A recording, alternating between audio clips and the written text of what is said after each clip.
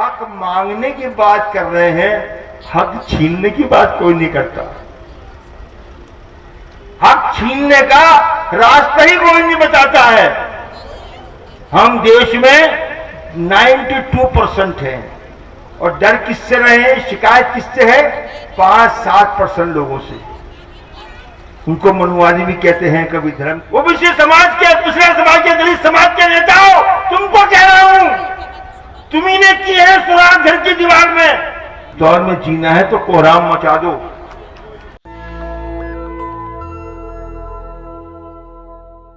हम जितनी तकलीफें सुनते रहे हैं पिछले 54 साल की मेरे राजनीतिक और सामाजिक जीवन में, मैंने जितनी तकलीफें सुनी है, जितने काबिल, समझदार, इतिहासकार, संजीदा, दर्दमंद, कौम के लिए, समाज के लिए मर मिटने वाले और पूरा इतिहास जानने वाले, पूरी सलाहियत रखने वाले जितने लोग हमारे समाज में कहीं भी नहीं होंगे।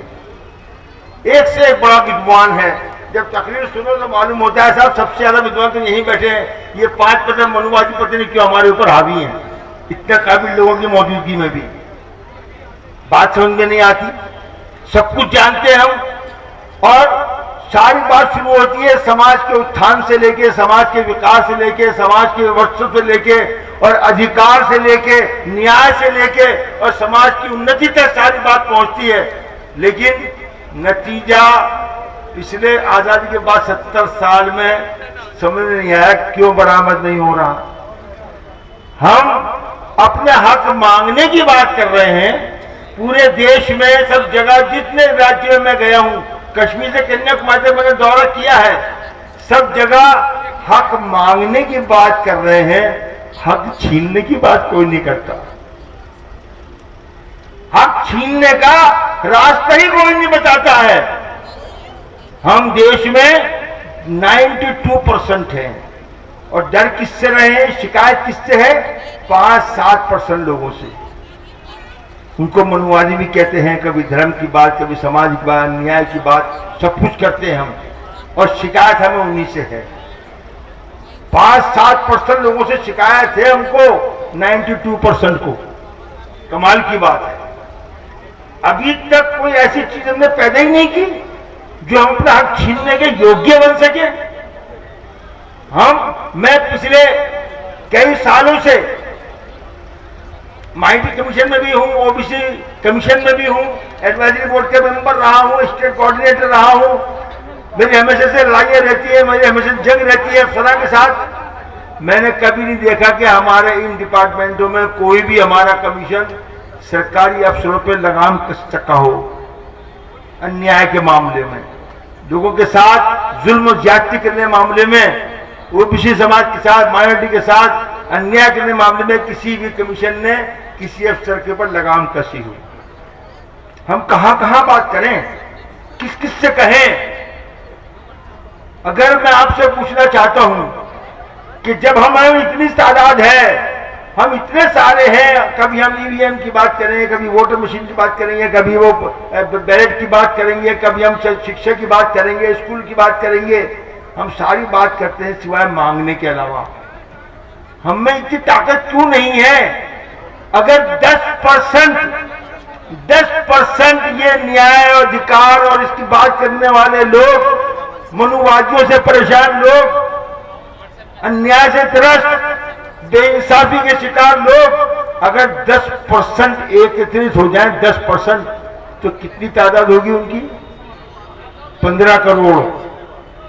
15 करोड़ लोग सिर्फ 10% अगर एकत्रित हो जाए, इस देश में वो टिक पाएगा आपके सामने? आपके 10% के सामने भी वोट नहीं टिक पाएंगे, खड़े नहीं रह पाएंगे। लेकिन हम अभी तक कहानियां सुन रहे हैं। मैं माफी चाहूंगा, मैं यहां से हटूं तो आप मुझे जूते मार देना यहां से, लेकिन मैं फिर कहना चाहता हूं आपसे कि ये खामोश मिजाजी तुझे जीने नहीं देगी।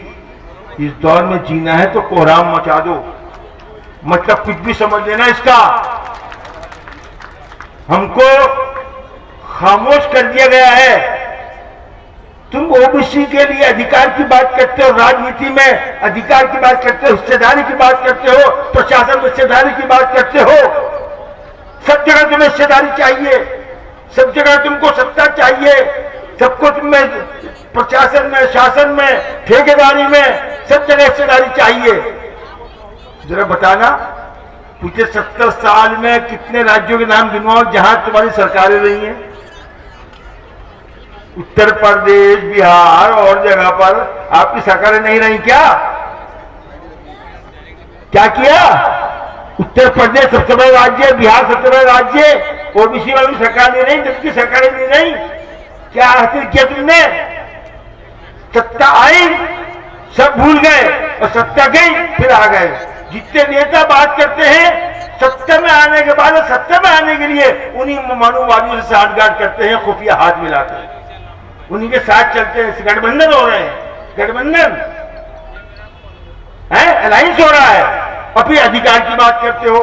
तो माफ करना मेरे ओबीसी समाज के, दलित समाज के, मानवी समाज के लोगों, तुम्हारे साथ जितना जुल्म हो रहा है सिर्फ इस वजह से हो रहा है कि तुम्हारे पास दुश्मन को दुश्मन समझने की सलाहियत नहीं है। तुम दुश्मन से दोस्ती करोगे, मुरब्बत मोहब्बत करोगे, तुम्हें इंसाफ कहां से मिलेगा? इसलिए आखिरी में शेयर करके बात खत्म करना चाहता हूं, इस बात को समझ लेना। और सब मेरे जितने नेता यहाँ बैठे हैं, जितने लोग आप बैठे हो, जितने देश के सारे नेता हैं, मुझे माफ करें, लेकिन मैंने शुरू में कहा था कि आज जो दर्द मेरे दिल में सिवा होता है, तो वो शेयर करके बात खत्म करना चाहता हूं।